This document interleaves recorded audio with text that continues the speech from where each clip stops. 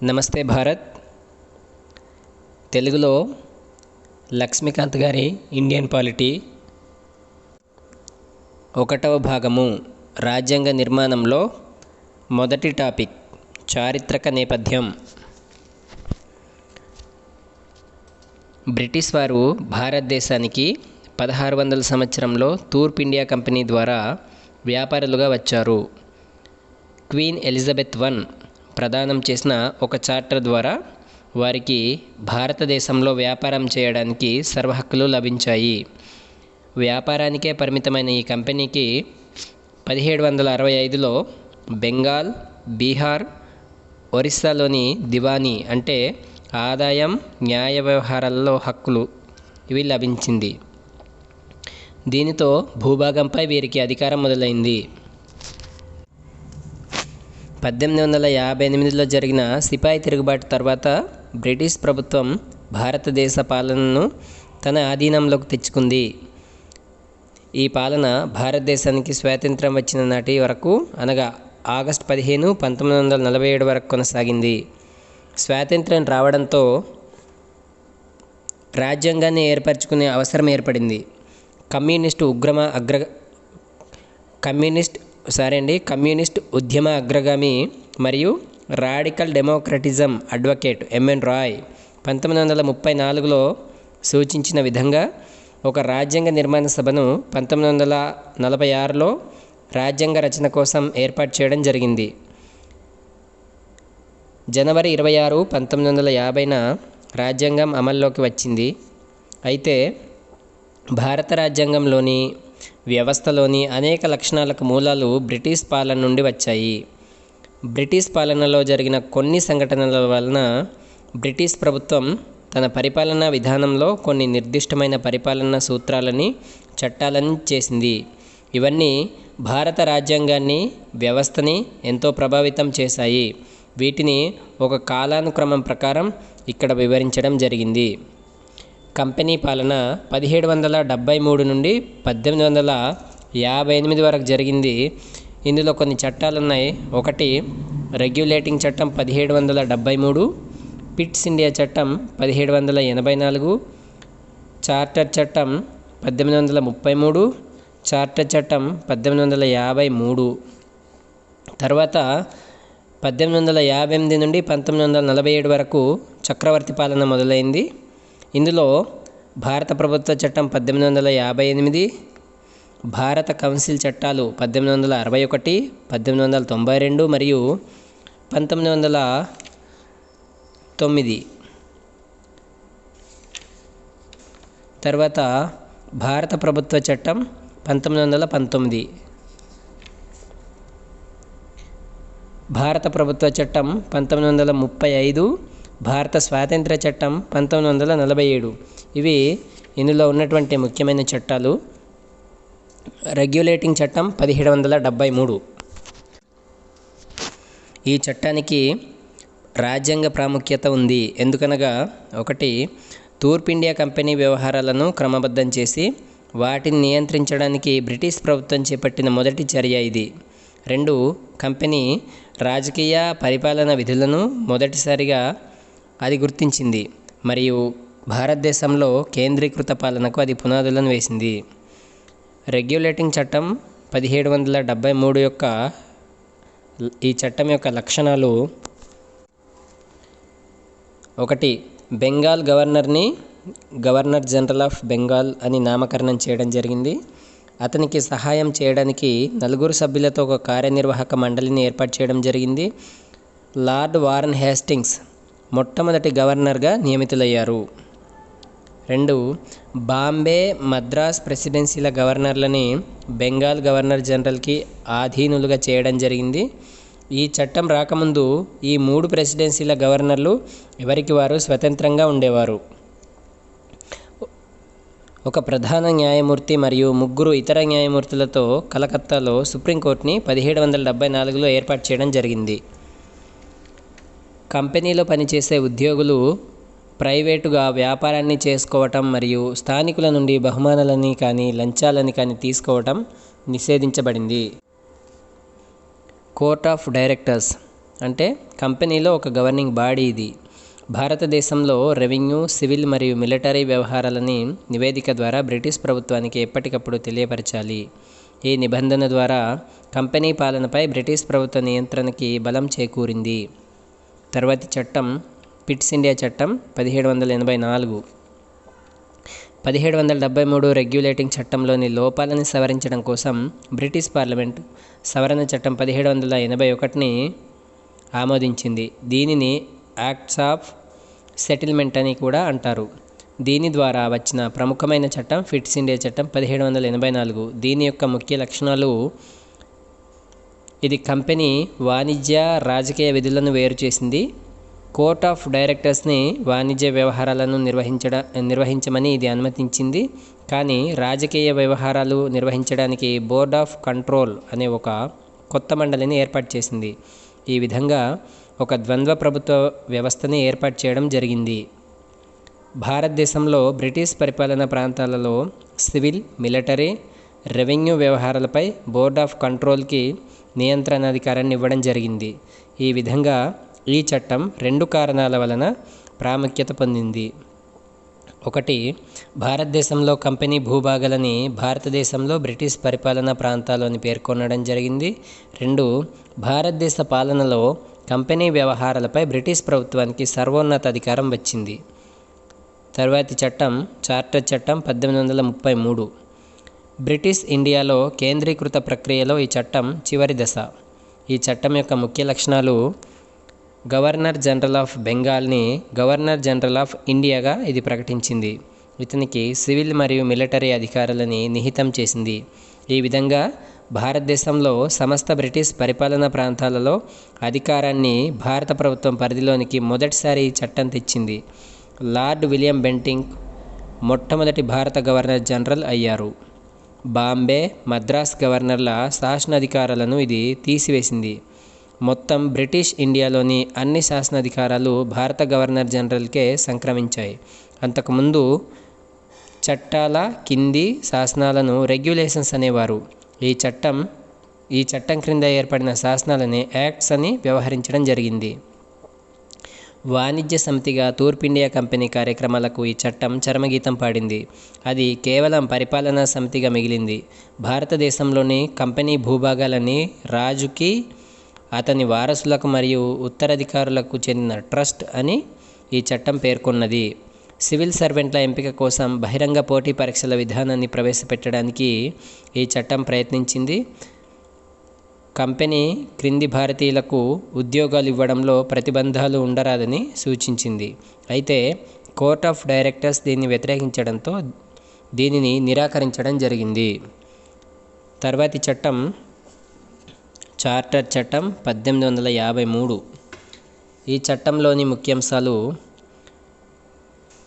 1793 నుండి 1853 వరకు British parliament ఆమోదించిన చట్టాలలో ఇది చివరిది. దీనిని ప్రముఖమైన రాజ్యాంగపరమైన మైలురాయి అనవచ్చును. ఈ చట్టం యొక్క ముఖ్య లక్షణాలు: గవర్నర్ జనరల్ కౌన్సిల్ యొక్క శాసనాధికారాలను, కార్యనిర్వహణాధికారాలను ఇది మొదటిసారిగా వేరు చేసింది. ఈ కౌన్సిల్లో 6 కొత్త సభ్యులను చేర్చడం జరిగింది. వీరిని లెజిస్లేటివ్ కౌన్సిలర్స్ అంటారు. ఇంకో రకంగా చెప్పాలంటే ఈ చట్టం ఒక ప్రత్యేక గవర్నర్ జనరల్ లెజిస్లేటివ్ కౌన్సిల్ని ఏర్పరిచింది. దీనిని ఇండియన్ అంటే సెంట్రల్ లెజిస్లేటివ్ కౌన్సిల్ అని వ్యవహరించారు. ఈ కౌన్సిల్లోని శాసనపరమైన విభాగం ఒక మినీ పార్లమెంటుగా పనిచేసింది. బ్రిటిష్ పార్లమెంటు ప్రక్రియలను ఇది అనుసరించింది.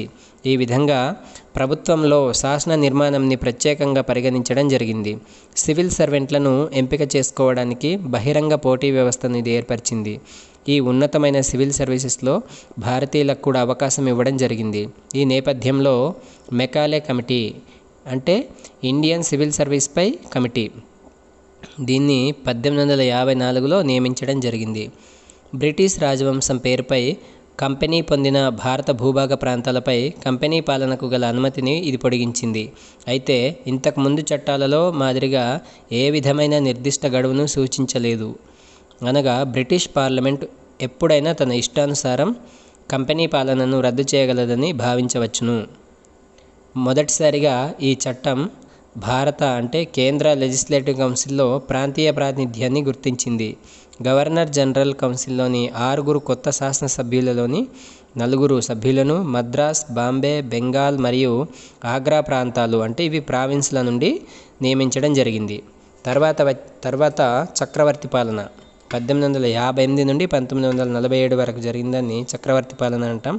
ఇందులో మొదటిది భారత ప్రభుత్వ చట్టం 1858. మొదటి స్వాతంత్ర సంగ్రామంగా లేదా సిపాయి తిరుగుబాటుగా పేర్కొనబడిన 1857 తిరుగుబాటు నేపథ్యంలో ఈ ప్రముఖమైన చట్టాన్ని ఆమోదించడం జరిగింది. భారతదేశంలో మంచి ప్రభుత్వం కోసం చట్టం అని ఈ చట్టాన్ని పేర్కొనడం జరిగింది. ఈ చట్టం తూర్పు ఇండియా కంపెనీ పాలనని రద్దు చేసి ప్రభుత్వ అధికారులని, భూభాగాలను మరియు రెవెన్యూలను బ్రిటిష్ చక్రవర్తికి బదిలీ చేసింది. భారత ప్రభుత్వ చట్టం 1858 యొక్క ముఖ్య లక్షణాలు. ఈ చట్టం ప్రకారం ఇక మీదట భారతదేశం హెర్ మెజెస్టీ అంటే మహారాణి పేరుపై పరిపాలింపబడుతుంది. గవర్నర్ జనరల్ ఆఫ్ ఇండియా అనే హోదా వైస్రాయ్ ఆఫ్ ఇండియాగా మారుతుంది. భారతదేశంలో బ్రిటిష్ చక్రవర్తికి ప్రతినిధిగా వైస్రాయ్ ఉంటారు. ఈ విధంగా భారతదేశ మొట్టమొదటి వైస్రాయ్గా లార్డ్ కానింగ్ అయ్యారు. బోర్డ్ ఆఫ్ కంట్రోల్ మరియు బోర్డ్ ఆఫ్ డైరెక్టర్స్ వ్యవస్థని రద్దు చేసి ద్వంద్వ ప్రభుత్వ వ్యవస్థను ముగించింది. కొత్తగా secretary of state for India అంటే భారత రాజ్యాంగ కార్యదర్శి అనే పదవిని ఏర్పరిచింది. ఇతడు బ్రిటిష్ మంత్రివర్గానికి చెందినవాడు. భారతదేశ పరిపాలనపై ఇతనికి నియంత్రణ ఉంటుంది. ఇతడు బ్రిటిష్ పార్లమెంటుకి బాధ్యత వహిస్తాడు. సెక్రటరీ ఆఫ్ స్టేట్కి సహాయంగా 15 మంది సభ్యులతో ఒక సలహా మండలి ఉంటుంది. దీనికి భారత రాజ్య కార్యదర్శి స్టేట్ చైర్మన్గా ఉంటారు. సెక్రటరీ ఆఫ్ స్టేట్ ఇన్ కౌన్సిల్ని అది ఏర్పాటు చేసింది. ఇండియా, ఇంగ్లాండ్లో దావాలు, వ్యవహారాలు చూడటం దీని పని. అయితే 1858 చట్టం చాలా వరకు పరిపాలనా యంత్రాంగాన్ని మెరుగుపరచడానికి ఉద్దేశించింది. అయితే ఇంగ్లాండ్ నుండి భారత ప్రభుత్వం నియంత్రించబడింది. ఇది ఏ విధంగానూ భారత పరిపాలనా వ్యవస్థని మౌలికంగా మార్చలేదు. తర్వాతి చట్టాలు భారత కౌన్సిల్ చట్టాలు 1861, 1892 మరియు 1909. 1857లో జరిగిన తిరుగుబాటు తర్వాత బ్రిటిష్ ప్రభుత్వం భారతీయుల సహకార ప్రాముఖ్యతను గుర్తించింది. దేశ పాలనలో భారతీయుల తోడ్పాటు కోసం బ్రిటిష్ పార్లమెంట్ 3 చట్టాలను ఆమోదించింది. అవి 1861, 1892 మరియు 1909 యొక్క భారత కౌన్సిల్ చట్టాలు. వీటిలో ఇండియన్ కౌన్సిల్ చట్టం 1861 భారత రాజ్యాంగ రాజకీయ చరిత్రలో ఒక ప్రముఖమైన మైలురాయిలని చెప్పవచ్చు. ఈ 1861 భారత కౌన్సిల్ చట్టం యొక్క ముఖ్య లక్షణాలు. భారతదేశంలో శాసన నిర్మాణ ప్రక్రియలో భారతీయులకు మొట్టమొదటిసారిగా ప్రాతినిధ్యాన్ని కల్పించడం జరిగింది.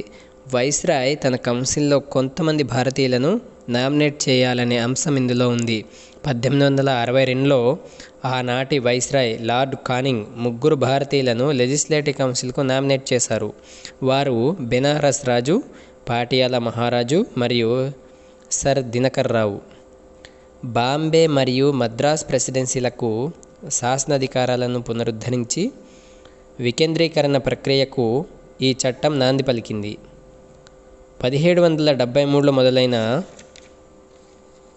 కేంద్రీకృత ధోరణి 1833 చట్టంతో పరాకాష్ఠకు చేరింది. ఈ చట్టం మార్చివేసింది. ఈ విధమైన శాసన వికేంద్రీకరణ 1937 నాటికి పూర్తి స్థాయిలో అంతర్గత స్వయం ప్రతిపత్తికి దారితీసింది. కొత్త లెజిస్లేటివ్ కౌన్సిల్ని ఈ చట్టం ఏర్పరిచింది. 1862లో బెంగాల్లో, 1866లో నార్త్ వెస్ట్ ఫ్రాంటైర్ ప్రావిన్స్లో మరియు 1897లో పంజాబ్లో వీటిని ఏర్పరచడం జరిగింది. కౌన్సిల్లోని కార్యక్రమాలు సజావుగా నిర్వహించడానికి అవసరమైన సూత్రాలను, నియమాలను చేసే అధికారాన్ని వైస్రాయ్కి ఇవ్వడం జరిగింది. 1859లో లార్డ్ కానింగ్ ప్రవేశపెట్టిన పోర్ట్ఫోలియో అంటే మంత్రిత్వ శాఖల కేటాయింపు. ఈ పోర్ట్ఫోలియోని అది గుర్తించింది. ఈ పద్ధతి ప్రకారం వైస్రాయ్ కౌన్సిల్లోని సభ్యుడు ప్రభుత్వంలోని ఒక లేక ఎక్కువ శాఖలకు ఇన్ఛార్జిగా ఉండి తన శాఖాపరమైన విషయాలలో కౌన్సిల్ తరపున ఆదేశాలను జారీ చేయవచ్చును. అత్యవసర పరిస్థితులలో లెజిస్లేటివ్ కౌన్సిల్ అనుమతి లేకుండా వైస్రాయ్కు ఆర్డినెన్సులు జారీ చేసే అధికారం ఈ చట్టం ఇచ్చింది. ఈ ఆర్డినెన్స్ల కాలపరిమితి 6 నెలలు. 1892 చట్టం యొక్క ముఖ్య లక్షణాలు: 1. కేంద్ర ప్రావిన్షియల్ లెజిస్లేటివ్ కౌన్సిల్స్లో అనధికార సభ్యుల సంఖ్యను పెంచడం జరిగింది. అధికార మెజారిటీని మాత్రం అలాగే ఉంటారు. 2. లెజిస్లేటివ్ కౌన్సిల్ విధులను ఇది విస్తృతం చేసింది. బడ్జెట్పై మాట్లాడే అధికారాన్ని మరియు ప్రభుత్వాన్ని ఉద్దేశించి ప్రశ్నలు వేసే అధికారాన్ని ఈ చట్టం సభ్యులకు ఇచ్చింది. 3. ఈ క్రింది వాటికి అనధికార సభ్యులను నామినేషన్ని ఈ చట్టం పొందుపరిచింది. అందులో 1. ప్రావిన్స్లలోని లెజిస్లేటివ్ కౌన్సిల్స్కు మరియు బెంగాల్ ఛాంబర్ ఆఫ్ కామర్స్ సిఫార్సుల మేరకు కేంద్ర లెజిస్లేటివ్ కౌన్సిల్లో వైస్రాయ్చే మరియు జిల్లా బోర్డులు, మున్సిపల్ కమిటీలు, మున్సిపాలిటీలు, విశ్వవిద్యాలయాలు, కార్మిక సంస్థలు, జమీందారులు మరియు ఛాంబర్స్ సిఫార్సుల మేరకు ప్రావిన్స్లలోని లెజిస్లేటివ్ కౌన్సిల్లో గవర్నర్చే. కేంద్ర మరియు ప్రావిన్స్ల లెజిస్లేటివ్ కౌన్సిల్లో కొన్ని అనధికార సీట్లను నింపటానికి పరిమితమైన మరియు పరోక్షమైన అంశం ఈ చట్టంలో ఉంది. అయితే ఎన్నిక అనే పదం ఈ చట్టంలో వాడబడలేదు. కొన్ని సంస్థలు చేసిన సిఫార్సుల మేరకు దీనిని నామినేషన్ అని పేర్కొనడం జరిగింది. 1909 చట్టం యొక్క లక్షణాలు: ఈ చట్టాన్ని మార్లే మింటో సంస్కరణలు అని కూడా అంటారు. లార్డ్ మార్లే ఆనాటి భారత రాజ్య కార్యదర్శి, లార్డ్ మింటో ఆనాటి భారత వైస్రాయ్. కేంద్ర మరియు ప్రావిన్స్ల లెజిస్లేటివ్ కౌన్సిల్లో సభ్యుల సంఖ్యను పెంచడం జరిగింది. కేంద్ర లెజిస్లేటివ్ కౌన్సిల్లో సభ్యుల సంఖ్య 16 నుంచి 60కి పెంచారు. ప్రావిన్స్ల లెజిస్లేటివ్ కౌన్సిల్స్లో సభ్యుల సంఖ్య ఒకే తీరున లేదు. కేంద్ర లెజిస్లేటివ్ కౌన్సిల్లో అధికార మెజారిటీని అలాగే ఉంచారు, కానీ ప్రావిన్స్ల లెజిస్లేటివ్ కౌన్సిల్స్లో అనధికార మెజారిటీని ఉంచారు. 2 స్థాయిలలో చర్చా సంబంధమైన విధులను పెంచడం జరిగింది. ఉదాహరణకు, సభ్యులు అనుబంధ ప్రశ్నలు వేయవచ్చును మరియు బడ్జెట్పై తీర్మానాలు చేయవచ్చును. వైస్రాయ్ మరియు గవర్నర్ల కార్యనిర్వాహక మండలిలో మొదటిసారిగా భారతీయులకు సభ్యత్వాన్ని కల్పించారు. సత్యేంద్ర ప్రసాద్ సిన్హా వైస్రాయ్ కార్యనిర్వాహక మండలిలో చేరిన మొట్టమొదటి భారతీయుడు. ఇతనిని లా మెంబర్గా నియమించడం జరిగింది. ముస్లింలకు మతపరమైన ప్రాతినిధ్యాన్ని ఇది ఏర్పరిచింది. వీరికి ప్రత్యేక నియోజక గణాలు ఏర్పాటు చేశారు. దీని ప్రకారం ముస్లిం సభ్యులను ముస్లిం ఓటర్లే ఎన్నుకోవాలి. ఈ విధంగా ఈ చట్టం మతతత్వానికి చట్టబద్ధత కల్పించింది. ఈ కారణంగా లార్డ్ మింటోని మత నియోజక గణాల పితామహుడు అని పేర్కొనడం జరిగింది. ప్రెసిడెన్సీ కార్పొరేషన్లకు, ఛాంబర్స్ ఆఫ్ కామర్స్కి, విశ్వవిద్యాలయాలకు మరియు జమీందారులకు కూడా ప్రత్యేక ప్రాతినిధ్యాన్ని ఈ చట్టం కల్పించింది. తర్వాతి చట్టం భారత ప్రభుత్వ చట్టం 1919. భారతదేశంలో క్రమంగా బాధ్యతాయుత ప్రభుత్వాన్ని ఏర్పాటు చేయడం తమ ఆశయమని మొదటిసారిగా బ్రిటిష్ ప్రభుత్వం 1917 ఆగస్టు 20న ప్రకటించింది. ఈ నేపథ్యంలో ఏర్పడినదే భారత ప్రభుత్వ చట్టం 1919. ఇది 1921లో అమల్లోకి వచ్చింది. ఈ చట్టాన్ని మాంటేగ్ చెమ్స్ఫర్డ్ సంస్కరణలు అని కూడా అంటారు. లార్డ్ మాంటేగ్ భారత రాజకీయ కార్యదర్శిగా మరియు లార్డ్ చెమ్స్ఫోర్డ్ భారతీయ వైస్రాయ్గా ఆనాడు ఉండేవారు. భారత ప్రభుత్వ చట్టం 1919 యొక్క లక్షణాలు: 1. కేంద్ర మరియు ప్రావిన్స్ల పాలనాంశాలని ఏర్పాటు చేసి ప్రావిన్స్లపై కేంద్ర ఆధిపత్యాన్ని తగ్గించింది. కేంద్ర మరియు ప్రావిన్స్ల శాసనసభలు తమ తమ పాలనాంశాలపై శాసనాలను చేసే అంశాలను ఈ చట్టం ఏర్పరిచింది. అయితే ప్రభుత్వ వ్యవస్థ మౌలికంగా కేంద్రీకృతంగా మరియు ఏకకేంద్రంగానే కొనసాగింది. ప్రావిన్సుల పాలనాంశాలని ఇది 2 రకాలుగా విభజించింది. ఒకటి, ట్రాన్స్ఫర్డ్ మరియు రిజర్వ్డ్ లెజిస్లేటివ్ కౌన్సిల్కు బాధ్యత వహించే మంత్రిమండలి సలహాతో గవర్నర్ ట్రాన్స్ఫర్డ్ సబ్జెక్టును నిర్వహిస్తారు. అయితే లెజిస్లేటివ్ కౌన్సిల్కి బాధ్యత వహించకుండా గవర్నర్, అతని కార్యనిర్వాహక మండలి రిజర్వ్డ్ సబ్జెక్ట్ని నిర్వహిస్తారు. ఈ ద్వంద్వ పరిపాలనా పద్ధతిని ద్వంద్వ పాలన అని పేర్కొన్నారు. ఈ డైరార్కీ అనే పదం గ్రీకు భాషలోని డై ఆర్కీ నుండి ఏర్పడింది. దీని అర్థం డబుల్ పాలన. అయితే ఈ ప్రయోగం మాత్రం ఫలించలేదు. దేశంలో మొదటిసారిగా ద్విసభా పద్ధతిని, ప్రత్యక్ష ఎన్నికలను ఈ చట్టం ప్రవేశపెట్టింది.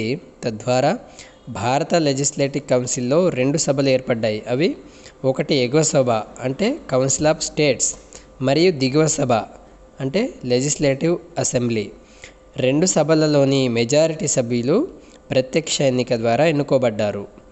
వైస్రాయ్ కార్యనిర్వాహక మండలిలో ఉన్న 6 సభ్యులలో 3 సభ్యులు అంటే కమాండర్ ఇన్ చీఫ్ తప్ప మిగతా వాళ్ళందరూ భారతీయులై ఉండాలి. మత ప్రాతినిధ్యాన్ని సిక్కులకు, క్రిస్టియన్లకు, ఆంగ్లో ఇండియన్లకు మరియు ఐరోపా వారికి కూడా వరిస్తుందని ఈ చట్టం పేర్కొన్నది. ఆస్తి పన్ను చెల్లింపు మరియు విద్యా ప్రాతిపదికలపై ఓటు హక్కును ఇది కల్పించింది. లండన్లో భారత హై కమిషనర్ అనే పదవిని సృష్టించింది. అతనికి భారత రాజ్య కార్యదర్శికి గల కొన్ని విధులను బదిలీ చేశారు. ఒక పబ్లిక్ సర్వీస్ కమిషన్ని ఈ చట్టం పొందుపరిచింది. తద్వారా సివిల్ సర్వెంట్స్ని ఎంపిక చేయడానికి 1926లో ఒక కేంద్ర పబ్లిక్ సర్వీస్ కమిషన్ ఏర్పడింది. మొదటిసారిగా ఈ చట్టం ప్రావిన్షియల్ బడ్జెట్లను కేంద్ర బడ్జెట్ నుండి వేరు చేసింది. తమ బడ్జెట్లని తామే రూపొందించుకునే అధికారాన్ని ప్రావిన్షియల్ శాసనసభలకు ఇచ్చింది.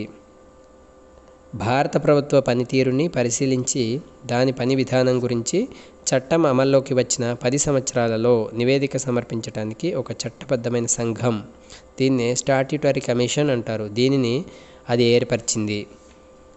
తర్వాత సైమన్ కమిషన్.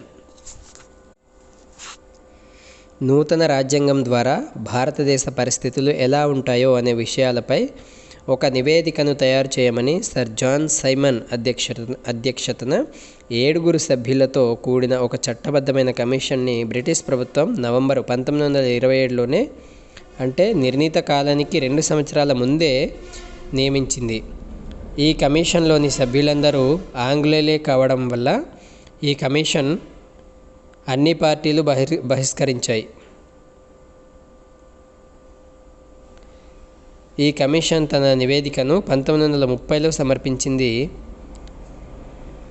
ద్వంద్వ పాలనను రద్దు చేయమని, ప్రావిన్స్లలో బాధ్యతాయుత ప్రభుత్వాన్ని పొడిగించమని, బ్రిటిష్ ఇండియా, ప్రిన్స్లీ స్టేట్స్లో ఒక సమైక్య ఏర్పాటు చేయమని, మతపరమైన నియోజక గణాలని కొనసాగించమని మరియు కొన్ని ఇతర విషయాలని ఈ కమిషన్ తన నివేదికలో సిఫార్సు చేసింది. కమిషన్ సూచనలను పరిశీలించడానికి బ్రిటిష్ ప్రభుత్వం 3 రౌండ్ టేబుల్ సమావేశాలని బ్రిటిష్ ప్రభుత్వ ప్రతినిధులలో, బ్రిటిష్ ఇండియా ప్రతినిధులతో మరియు భారత ప్రిన్స్లీ స్టేట్స్ ప్రతినిధులతో ఏర్పాటు చేసింది. చర్చల ఆధారంగా రాజ్యాంగ సంస్కరణలపై ఒక శ్వేతపత్రాన్ని తయారు చేసి బ్రిటిష్ పార్లమెంట్లోని జాయింట్ సెలెక్ట్ కమిటీకి పంపడం జరిగింది. ఈ కమిటీ ఇచ్చిన సిఫార్సులను కొన్ని మార్పులతో తదుపరి భారత ప్రభుత్వ చట్టం 1935లో పొందుపరచడం జరిగింది. Communal award.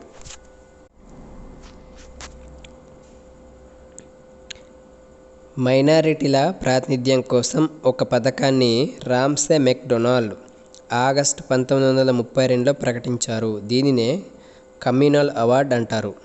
దీని ప్రకారం ముస్లింలకు, సిక్కులకు మరియు క్రిస్టియన్లకు ప్రత్యేక నియోజక గణాలే కాకుండా బడుగు కులాలకి అంటే షెడ్యూల్డ్ కులాలకు కూడా ప్రత్యేక నియోజక గణాలను ప్రతిపాదించడం జరిగింది. బడుగు కులానికి మత ప్రాతిపదిక ప్రాతినిధ్యాన్ని పొడిగించడం గాంధీజీని ఎంతో కలత పెట్టింది. ఆయన ఈ అవార్డుని మార్చాలని ఆమరణ నిరాహార దీక్షను ఎర్రవాడ కారాగారం, అంటే ఇది పూనాలో ఉంది, ఈ కారాగారంలో చేశారు. చివరికి కాంగ్రెస్ నాయకుల మధ్య ఒక ఒప్పందం జరిగింది. దీనిని పూనా ఒప్పందం అంటారు. దీని ప్రకారం హిందువులందరికీ ఉమ్మడి నియోజక గణాలే ఉంటాయి మరియు బడుగు కులాలకి రిజర్వ్డ్ సీట్లు ఉంటాయి. తరువాతి చట్టం, అతి ముఖ్యమైన చట్టం భారత ప్రభుత్వ చట్టం 1935. భారతదేశంలో బాధ్యతాయుత ప్రభుత్వం ఏర్పడే దశలో ఈ చట్టం రెండవ మైలురాయి అని చెప్పవచ్చు. 321 సెక్షన్లతో 10 షెడ్యూల్స్తో ఈ చట్టం ఎంతో సుదీర్ఘమైంది మరియు వివరణాత్మకమైంది. చట్టం యొక్క లక్షణాలు: ప్రావిన్స్లు మరియు ప్రిన్స్లీ స్టేట్స్ విభాగాలుగా ఉన్న అఖిల భారత సమాఖ్యను ఈ చట్టం ఏర్పరిచింది. ఈ చట్టం ప్రకారం కేంద్రానికి మరియు విభాగాలకు మధ్య అధికార విభజన జరుగుతుంది. వాటిలో 3 జాబితాలు ఉన్నాయి. 1 ఫెడరల్ జాబితా, ఇది కేంద్రానికి 59 అంశాలు. ప్రొవిన్షియల్ జాబితా, ప్రావిన్స్లకు 54 అంశాలు. మరియు ఉమ్మడి జాబితా, రెండింటికి 36 అంశాలు. అవశిష్ట అధికారాలు వైస్రాయ్కి ఇవ్వబడ్డాయి. అయితే ప్రిన్స్లీ రాష్ట్రాలు ఇందులో చేరకపోవడంతో ఈ సమాఖ్య అమల్లోకి రాలేదు. ప్రావిన్స్లలో ద్వంద్వ పాలనను ఇది రద్దు చేసింది మరియు దాని స్థానంలో ప్రావిన్స్లకు స్వతంత్ర ప్రతిపత్తి కల్పించింది. నిర్దేశిత పరిపాలనా రంగాలలో ప్రావిన్స్లకు స్వతంత్ర ప్రతిపత్తి ఇవ్వడం జరిగింది. పైగా ఈ చట్టం ప్రావిన్స్లలో బాధ్యతాయుత ప్రభుత్వాన్ని ప్రవేశపెట్టింది. అనగా ప్రావిన్స్లు శాసనసభకు బాధ్యత వహించే మంత్రివర్గం సలహాపై గవర్నర్ తన విధులను నిర్వర్తించాలి. 1937లో ఇది అమల్లోకి వచ్చి 1939లో అంతమైంది. కేంద్రంలో ద్వంద్వ పాలనను ఇది పొందుపరిచింది. ఈ కారణంగా ఫెడరల్ అంశాలను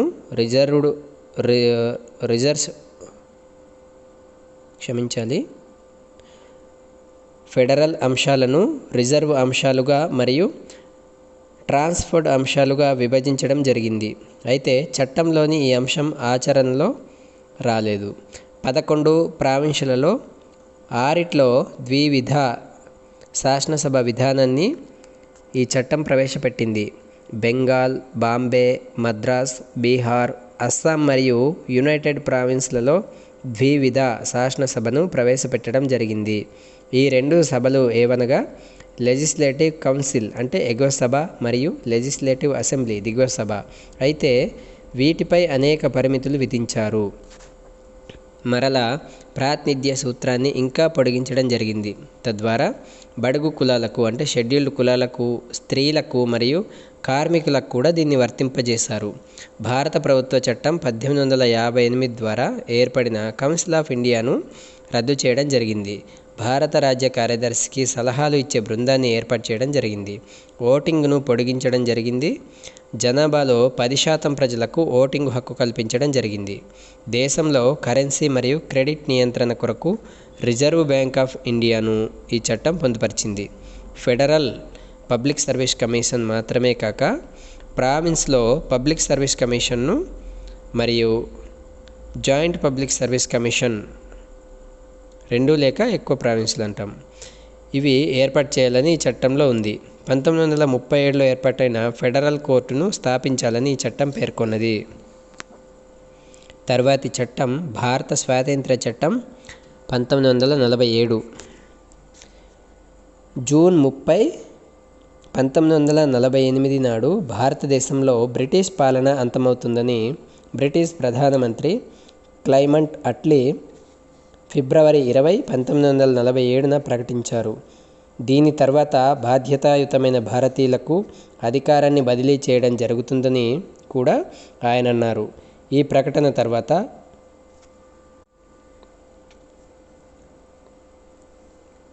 దేశ విభజనను కోరుతూ ముస్లిం లీగ్ ఉద్యమం చేసింది.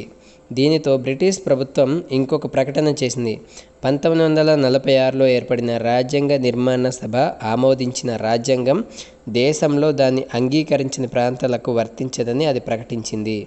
అదే రోజున అంటే జూన్ 3, 1947న నాడు భారత వైస్రాయ్ లార్డ్ మౌంట్ బాటన్ విభజన ప్రణాళికను ముందుకు తెచ్చారు. దీనిని మౌంట్ బాటన్ ప్లాన్ అని కూడా అంటారు. ఈ ప్లాన్ను కాంగ్రెస్ మరియు ముస్లిం లీగ్ ఆమోదించాయి. వెంటనే దీని ప్రకారం భారత స్వాతంత్ర చట్టం 1947 ఆమోదించడం జరిగింది. ఈ చట్టం యొక్క లక్షణాలు. ఈ చట్టం ప్రకారం ఆగస్టు 15, 1947 నుండి భారతదేశం ఒక స్వతంత్ర సార్వభౌమాధికార రాజ్యంగా ఉంటుంది. భారతదేశం 2 స్వతంత్ర డొమినియన్లుగా విభజింపబడుతుంది. బ్రిటిష్ కామన్వెల్త్ నుండి విడిపోయే హక్కు కూడా వీటికి ఉంటుంది. ఈ చట్టం వైస్రాయ్ పదవిని రద్దు చేసింది. ప్రతి డొమినియన్కు ఒక గవర్నర్ జనరల్ ఉంటాడని, అతనిని డొమినియన్ క్యాబినెట్ సలహాపై బ్రిటిష్ రాజు నియమిస్తారని చట్టం పేర్కొంటుంది. ఇండియా, పాకిస్తాన్ ప్రభుత్వాలకు సంబంధించిన ఎటువంటి బాధ్యత రాజుకు చెందిన బ్రిటిష్ ప్రభుత్వానికి ఉండదు. స్వాతంత్ర చట్టంతో సహా బ్రిటిష్ పార్లమెంట్ చేసిన ఏ చట్టాన్ని అయినా 2 డొమినియన్ల రాజ్యాంగ పరిషత్తులు రద్దు చేయవచ్చు మరియు వాటి రాజ్యాంగాలని రూపొందించుకొని అమలు చేసుకోవచ్చు. కొత్త రాజ్యాంగాలు ఏర్పడి అవి అమల్లోకి వచ్చే వరకు 2 డొమినియన్ల రాజ్యాంగ నిర్మాణ సభలు తమకు సంబంధించిన భూభాగాలపై శాసనం ఆమోదిస్తే తప్ప బ్రిటిష్ పార్లమెంట్ చేసిన ఏ చట్టం ఆగస్టు 15, 1947 నుండి డొమినియన్లకు వర్తించదు. భారత రాజ్య కార్యదర్శి పదవి కూడా రద్దు అవుతుందని, అతని విధులను కామన్వెల్త్ వ్యవహారాల రాజ్య సెక్రటరీకి బదిలీ అవుతాయని చట్టం పేర్కొంటుంది. భారత ప్రిన్స్లీ స్టేట్స్పై మరియు ఆదివాసీ ప్రాంతాలలో గల ఒప్పందాలపై బ్రిటిష్ సమున్నత అధికారం ఆగస్టు 15, 1947 నుండి అంతరిస్తుందని చట్టం పేర్కొంటుంది. ప్రిన్స్లీ స్టేట్స్ భారత డొమినియన్లో కానీ లేదా పాకిస్తాన్ డొమినియన్లో కానీ చేరవచ్చునని లేదా స్వతంత్రంగా ఉండవచ్చునని ఈ చట్టం పేర్కొంది. కొత్త రాజ్యాంగాలను ఏర్పాటు చేసుకునే వరకు 2 డొమినియన్లు మరియు ప్రావిన్స్లు 1935 భారత ప్రభుత్వ చట్టాన్ని అనుసరించవచ్చని ఇది పేర్కొంటుంది. అయితే ఈ డొమినియన్లకు ఈ చట్టాన్ని మార్చుకునే హక్కు కూడా ఉంటుంది. బిల్లులను వీటో చేసే హక్కు లేదా బిల్లులను తన ఆమోదం కోసం రిజర్వ్ చేయమని అడిగే హక్కు బ్రిటిష్ చక్రవర్తికి ఉండదని ఈ చట్టం పేర్కొన్నది. అయితే ఈ అధికారం గవర్నర్ జనరల్కు ఉంటుంది. రాజు పేరు మీద గవర్నర్కు బిల్లుపై ఆమోదించే అధికారం ఉంటుంది. భారత గవర్నర్ జనరల్ మరియు ప్రావిన్షియల్ గవర్నర్లు రాజ్యాధినేతలుగా వీళ్ళు నామమాత్రంగానే ఉంటారు అని ఈ చట్టం పేర్కొంటుంది.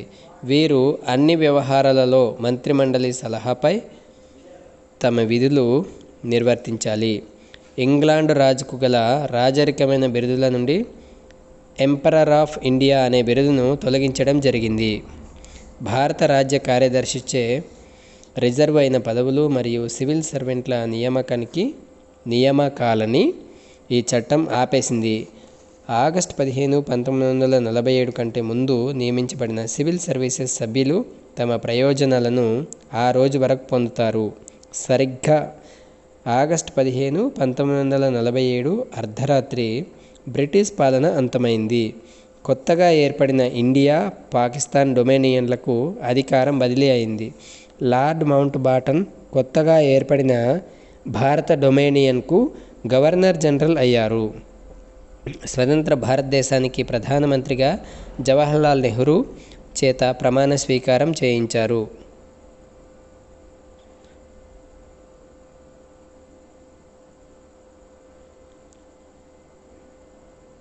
భారతదేశానికి ప్రధానమంత్రిగా ప్రమాణ స్వీకారం చేయించిన వ్యక్తి లార్డ్ మౌంట్ బాటన్.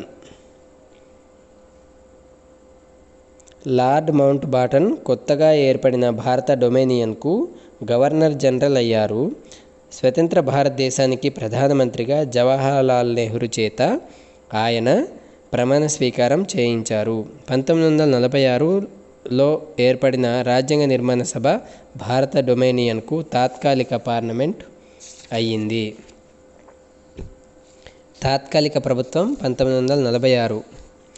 సభ్యులు మరియు వాళ్ళు నిర్వహించిన శాఖలు: జవహర్లాల్ నెహ్రూ విదేశీ వ్యవహారాలు మరియు కామన్వెల్త్ సంబంధాల శాఖ, సర్దార్ వల్లభాయ్ పటేల్ హోంశాఖ, సమాచారం మరియు ప్రసారాలు, డాక్టర్ రాజేంద్ర ప్రసాద్ ఆహారం మరియు వ్యవసాయం, డాక్టర్ జాన్ మత్తాయ్ పరిశ్రమలు మరియు పౌర సంబంధాలు. జగ్జీవన్ రామ్ కార్మిక శాఖ. సర్దార్ వల్లభాయ్ పటేల్ సర్దార్ బలదేవ్ సింగ్ రక్షణ శాఖ. సిహెచ్ బాబా వర్క్స్ మైన్స్ మరియు పవర్. వర్క్స్ మైన్స్ మరియు పవర్. లియాఖత్ అలీ ఖాన్ ఆర్థిక శాఖ. అబ్దుల్ రబ్ నిస్తార్ తపాలా శాఖ మరియు విమానయానం. ఆసిఫ్ అలీ రైల్వేలు మరియు రవాణా. సి రాజగోపాలాచారి విద్య మరియు కళలు. ఐఐ చుంద్రిగార్ వాణిజ్యం. గజ్నాఫర్ అలీ ఖాన్ ఆరోగ్య శాఖ. జోగిందర్ నాథ్ మండల్ న్యాయశాఖ. ఇక్కడ గమనిక, తాత్కాలిక ప్రభుత్వంలోని సభ్యులు వైస్రాయ్ కార్యనిర్వాహక కౌన్సిల్ సభ్యులుగా ఉండేవారు. ఈ కౌన్సిల్ అధినేతగా వైస్రాయ్ కొనసాగారు, కానీ జవహర్లాల్ నెహ్రూ కౌన్సిల్లో వైస్ చైర్మన్గా నమోదిష్టం పొందారు. 1947లో స్వతంత్ర భారతదేశంలో మొదటి క్యాబినెట్. ఇందులో సభ్యులు మరియు వాళ్ళు నిర్వహించిన శాఖలు: జవహర్లాల్ నెహ్రూ ప్రధానమంత్రి, విదేశీ వ్యవహారాలు మరియు కామన్వెల్త్ సంబంధాలు. సర్దార్ వల్లభాయ్ పటేల్ హోం, సమాచారం మరియు ప్రసారాలు, రాష్ట్రాలు. డాక్టర్ రాజేంద్ర ప్రసాద్ ఆహారం మరియు వ్యవసాయం. మౌలానా అబ్దుల్ కలాం ఆజాద్ విద్య. డాక్టర్ జాన్ మత్తాయ్ రైల్వేలు మరియు రవాణా. ఆర్కే షణ్ముఖం చెట్టి ఆర్థిక శాఖ. డాక్టర్ బిఆర్ అంబేద్కర్ న్యాయశాఖ. జగ్జీవన్ రామ్ కార్మిక శాఖ. సర్దార్ బలదేవ్ సింగ్ రక్షణ శాఖ. రాజ్ కుమారి అమృత్ కౌర్ ఆరోగ్య శాఖ. సిహెచ్ బాబా వాణిజ్య శాఖ. రఫీ అహ్మద్ కిద్వై కమ్యూనికేషన్స్. డాక్టర్ శ్యామ్ ప్రసాద్ ముఖర్జీ పరిశ్రమలు మరియు పౌర సరఫరాలు. విఎన్ గాడ్గిల్ వర్క్స్ మైన్స్ మరియు పవర్. ఇలాంటి మరెన్నో విషయాలు తెలుసుకోవడం కోసం డిజిటల్ సర్వీసెస్ భారత్ అనే యూట్యూబ్ ఛానల్ని సబ్స్క్రైబ్ చేసుకోండి.